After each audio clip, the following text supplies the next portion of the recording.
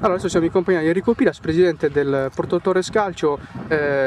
Si conclude oggi, ovviamente nel campo di casa, questa stagione, domenica ultima giornata a Valledoria, però quante soddisfazioni, presidente, quest'anno? Campionato, Coppa, il cosiddetto double, come direbbero gli inglesi. Sì, grande soddisfazione che certamente quest'anno che abbiamo coronato praticamente tutti gli obiettivi, rimane il terzo, che è quello della Supercoppa Italia.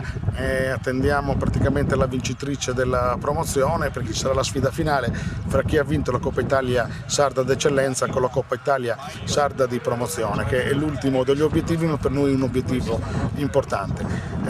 Abbiamo vinto il campionato, abbiamo vinto la Coppa Italia, probabilmente riusciamo a vincere anche la Coppa Disciplina, che è un traguardo storico anche per la nostra società in questa categoria.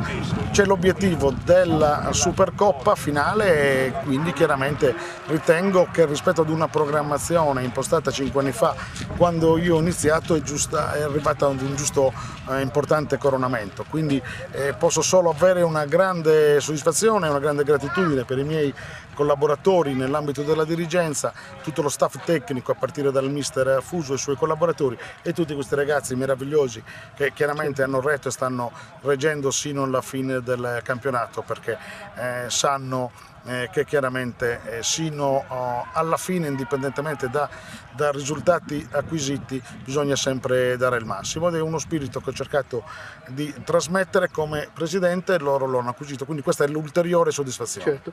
Presidente, quest'anno lì ha allestito una squadra addirittura più forte di quella dell'anno scorso, che già era un'ottima squadra, però le chiedo insomma qual è stata la soddisfazione più grande di questa stagione. Ovviamente è scontato di la vittoria del campionato, però c'è un aspetto che durante la stagione, magari l'attaccamento alla maglia, l'impegno dei giocatori, il rispetto anche per gli avversari, visto insomma che avete vinto. Ma non c'è dubbio, l'attaccamento alla maglia è molto importante, perché oltre 2/3 del telaio è quello dello scorso anno.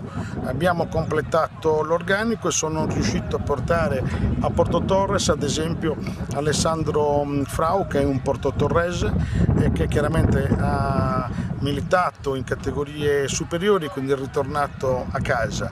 Immediatamente si è integrato all'interno dello spogliatoio e ha veramente ben vestito la maglia e i colori rosso-blu di Porto Torres. Quindi l'integrazione, posso dire, di una grande famiglia fra dirigenti squadra, dove tutti abbiamo indossato, vestito la stessa maglia e tutti insieme ci eravamo promessi che iniziavamo un'avventura per vincere un campionato ed altro, e tutti insieme siamo riusciti alla fine a vincere tutto quello che c'era in campo. Okay, per concludere, Presidente, brevemente, parlavo poco fa col mister Affuso di una programmazione per la Serie D che ci sarà appunto nelle prossime settimane, dalla fine della conclusione del campionato.